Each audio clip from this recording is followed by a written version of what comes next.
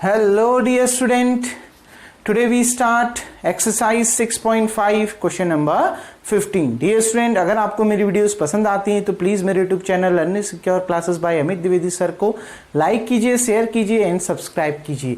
देखिए question number 15 क्या कह रहा है, दो नंबर x और y आपको दिए हैं, उनका सम आपको 35 दिया है और जो प्रोडक्ट है एक्स स्क्वायर वाई की पावर 5 इज मैक्सिमम, ये प्रोडक्ट आपको मैक्सिमम दे रखा है। क्वेश्चन को देख लेते हैं, बिल्कुल यही होना चाहिए।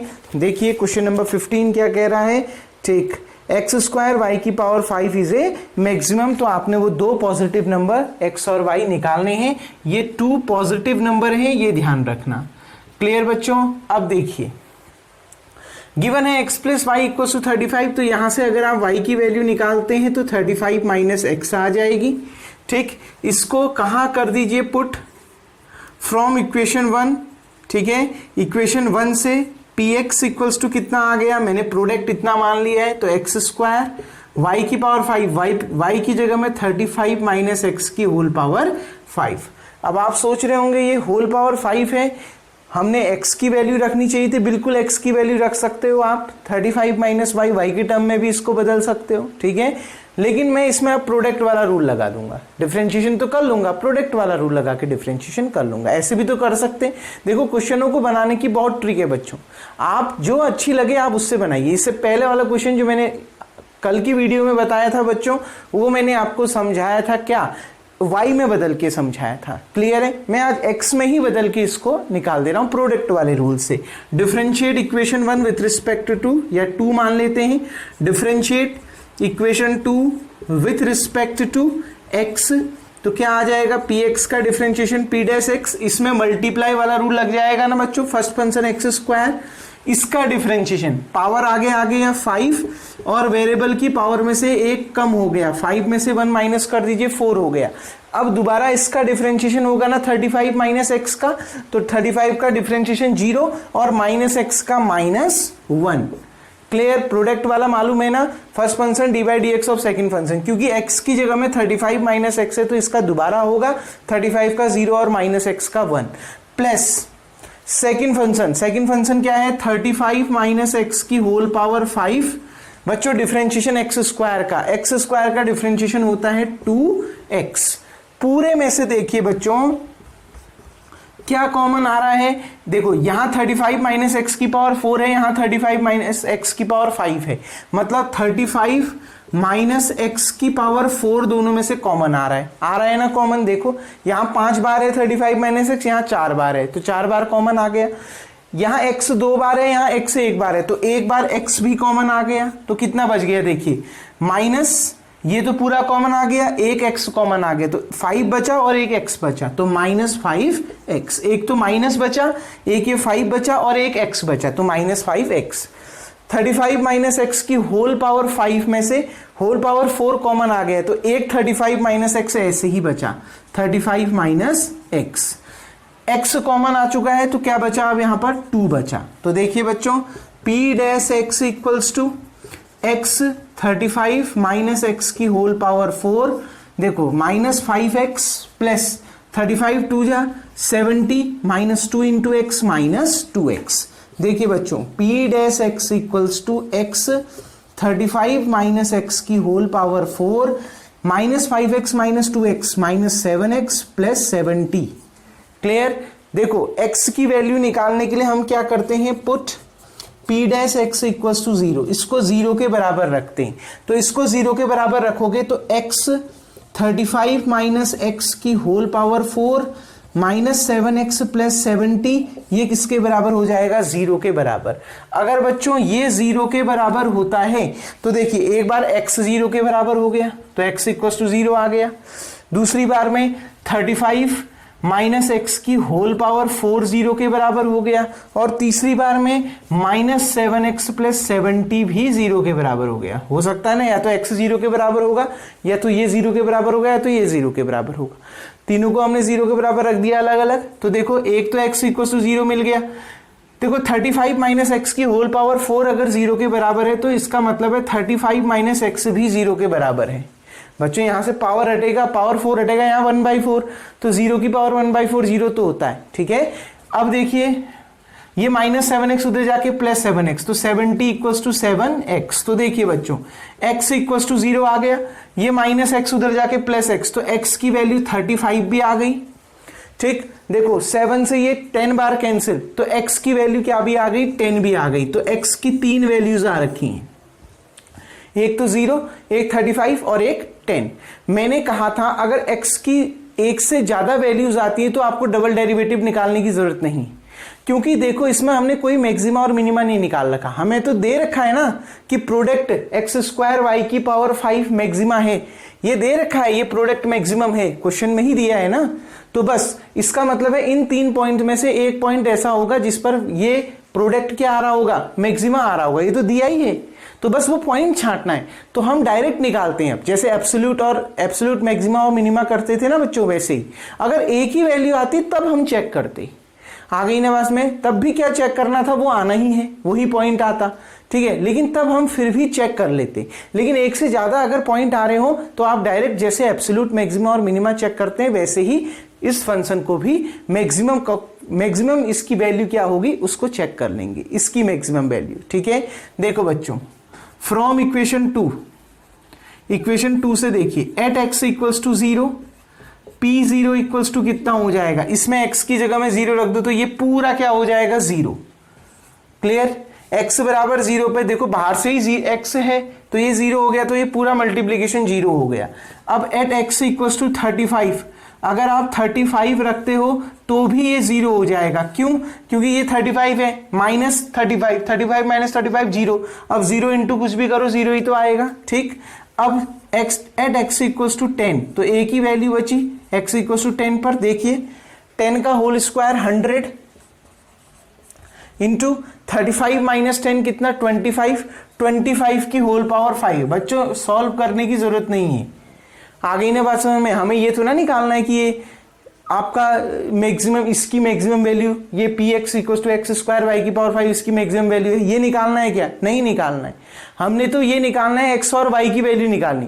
लेकिन x और y ऐसा होना चाहिए कि उसका सम 35 हो और x² इंटू वाई की पावर 5 क्या हो, मैक्सिमम हो। वो तभी मैक्सिमम हो सकता है जब x की वैल्यू भी मैक्सिमम हो और y की वैल्यू भी मैक्सिमम हो। तो देखो x इक्वल्स टू 10 मैक्सिमम आ गया ना, देखो इसमें 0 आ रहा है, इसमें 0 आ रहा है, इसमें जो भी वैल्यू आ रही है वो 0 से क्या आ रही है, बड़ी आ रही है। यानी क्या कह सकते हो कि x equals to 10 is maxima of px। ठीक है ना, px का जो मैक्सिमा है वो क्या है, x इक्वल्स टू 10 है। आ गई ना बात समझ में, कहने का मतलब है x इक्वल्स टू 10 पर px क्या है, मैक्सिमम है। या आप ये भी लिख सकते हो at x equals to 10, at x equals to 10 px is maximum. x equals to 10 पर px क्या होगा, मैक्सिमम होगा। ठीक है, मतलब x की वैल्यू तो मिल गई ना जिस पे px मैक्सिमम होगा। तो अब इस x की वैल्यू को आप इक्वेशन 1 में रखिए, यहां से आपको y की वैल्यू भी मिल जाएगी। देखो बच्चों मैं इसको मिटा देता हूं यहां से, फ्रॉम इक्वेशन 1, ठीक, y इक्वल्स टू कितना आ गया बच्चों, पुट x इक्वल्स टू 10। आपने क्या करा, x इक्वल्स टू 10 इक्वेशन 1 में पुट करा तो क्या आ गया, 35 माइनस 10 कितना आ गया, 25। तो बच्चों देखो 2 positive number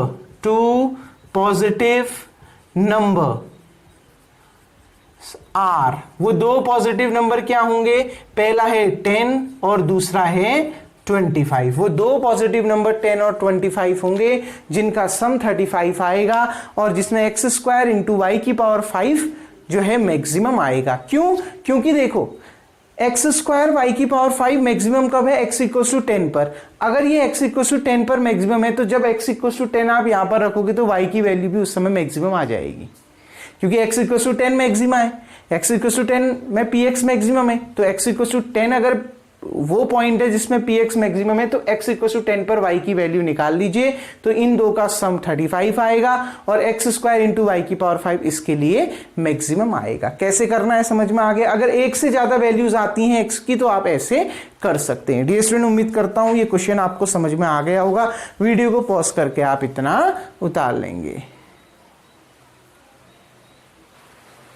now dear student अब हम बढ़ते हैं क्वेश्चन नंबर 16 की ओर। ये क्या कहता है, देखिए दो पॉजिटिव नंबर आपने फाइंड करने हैं जिसका सम 16 है और जिनके क्यूब का सम मिनिमम है, ठीक है ना। वो एक्स और वाई ऐसे होने चाहिए कि उनका क्यूब का सम मिनिमम आए, ठीक। तो देखिए टू पॉजिटिव नंबर एक्स और वाई मान लिया, एक्स प्लस वाई 16 दे रखा है, p x equal to x cube plus y cube हमने मान लिया, ठीक है ना।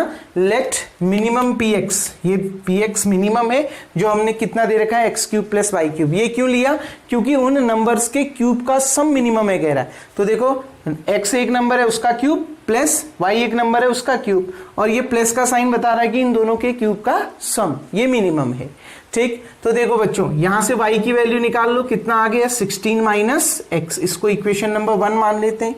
फ्रॉम 1, इक्वेशन 1 से देखिए P x equals to x cube ऐसे ही रहा, प्लस y की जगह में 16 माइनस एक्स का होल क्यूब रख दिया।